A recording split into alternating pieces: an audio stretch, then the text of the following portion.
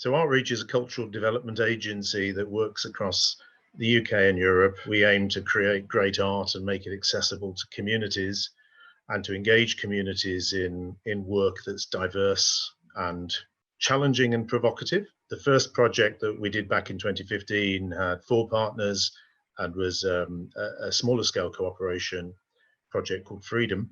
And we followed that up with a really interesting project in 2016-17 called Journeys. And that was a project that was funded through a special call out from Creative Europe that sought projects that would use culture to help integrate refugees and asylum seekers into their new communities. That enabled us to deliver some very, very challenging and interesting work in England, Germany, Italy, including Sicily and Hungary. Having delivered successfully 3 smaller scale cooperation projects, each of which was worth 200,000 euros, so they were still quite substantial projects.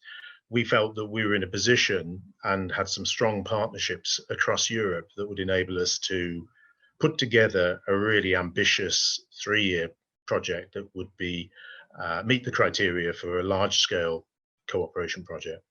So we applied for Liberty, which is ongoing at the moment. It's a project that runs from 2019 through to 2022, and that project is focused on providing opportunities and platforms for young artists across Europe, and opportunities for young artists to create new work and to take work between the various countries involved. And we have some very exciting and different partners in this. So ArtReach plays a fundamental role in coordinating and leading the project. But some of our partners are very different. We have a children's museum in Rome. We have the major international theatre festival in Sibiu in Romania.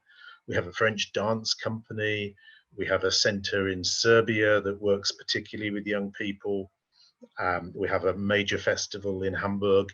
And all of these partners will be contributing to the project, working with young artists themselves and developing new work, some of which will come to the UK, and we will take some of our newly commissioned work to their venues and locations, with a particular aim to engage with diverse communities in each location across Europe, and particularly to involve participation and interaction from young people. So we want to explore how young people perceive the future of Europe and European collaboration and partnership, and how individual locations will respond to and hopefully respond proactively and positively to the huge change in demographics with migration and movement of peoples, which inevitably is going to increase as a result of climate change in the future.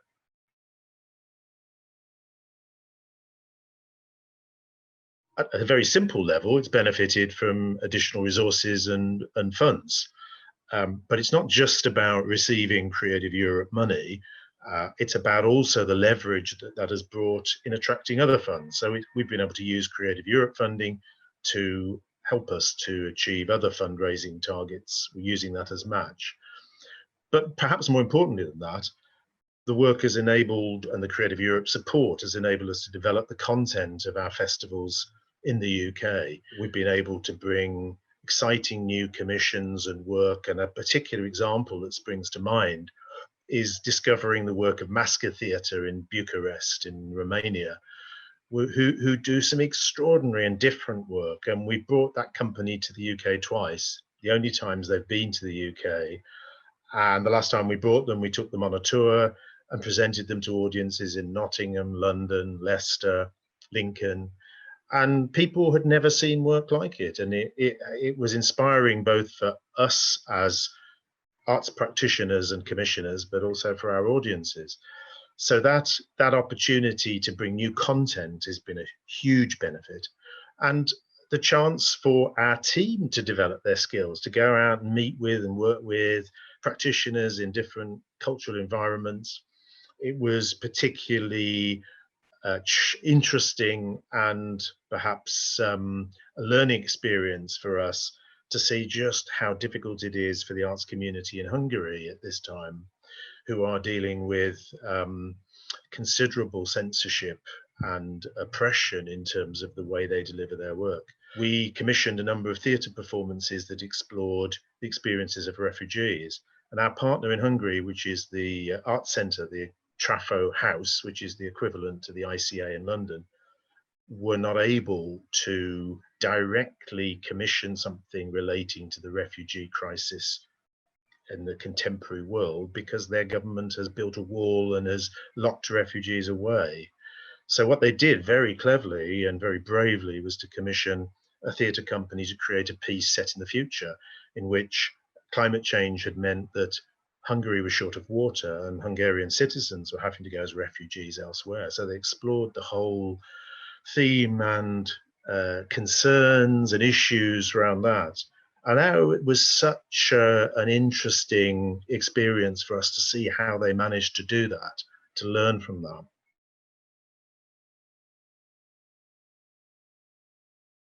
There's a massive legacy for ArtReach and the work we've done, because I have no doubt that we would not be a Bantu Arts Council NPO if we had not been able to work across Europe, build those partnerships, develop our credibility and our resources.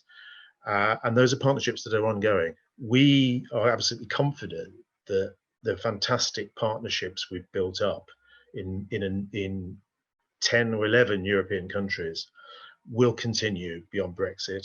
We will continue to liaise and work with those organizations.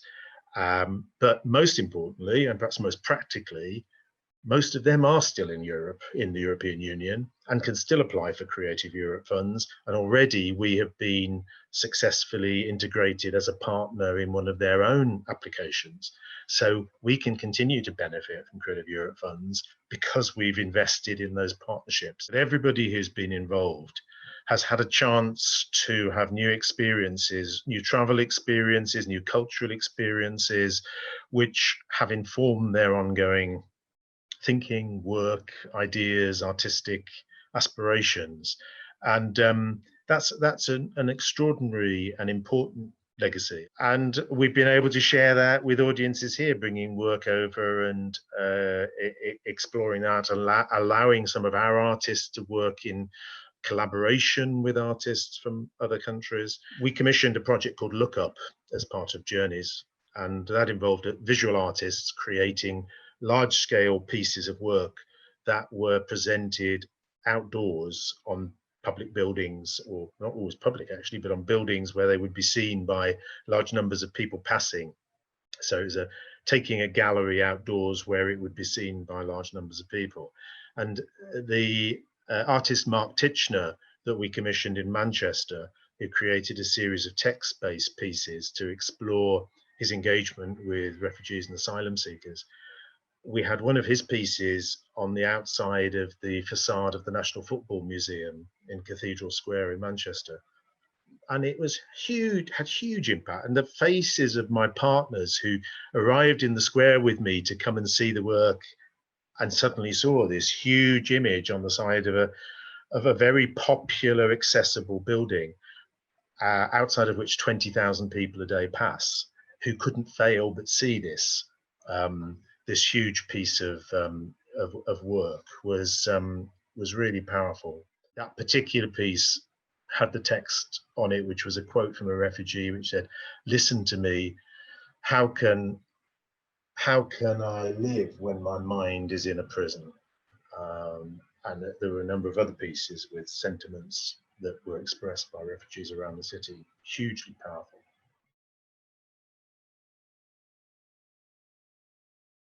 As director of ArtReach with a number of these projects, I've had some fantastic moments, very memorable moments, and there are many that stand out. I particularly remember sitting in the Multivolti Cafe in Palermo in Sicily, which is a kind of cooperative ethnic cafe, with our partners from Rome and Hamburg and Sibiu, and enjoying a meal in this very multicultural part of Palermo. And discussing how we might enable a processional theatre performance in a city where the authorities would not allow processional performances. And actually, in the end, it happened, and it was this that change and that moment of exploration and concern and wondering what how we were going to deliver what we'd said we would do given the restrictions, and then ultimately arriving at a point where I remember going down to the harbour and seeing 20 refugees, which included 10 young black guys who were so enthusiastically recreating a theatrical moment of when they arrived in a boat on Sicily. And then they took this boat and carried it through the streets of Palermo. Was amazing. Again in Budapest, and given the challenges there in Hungary, and we'd commissioned an artist called Jamal Jamil, who's a Syrian artist, and an artist called Nikos Papadopoulos from Greece, to create pieces of work that reflected their experience of being refugees. And the Trafo Art Centre in Hungary had, as part of our partnership arrangement with them, had to find somewhere to place these works there where they would be seen in Budapest. What they came up with, which was absolutely brilliant, was that they basically spent the budget that we'd given them on taking advertising space on the side of the number 4 and number 6 tram, which are the most frequented inner city trams in Budapest. And they put this artwork on the side of these trams. And given that at the time, as I said before, the Hungarian authorities were building a wall to stop refugees, and there were actually posters on tram stations, anti-refugee posters, to see this tram going round so subversively with this wonderful artwork on was fantastic. A really great moment.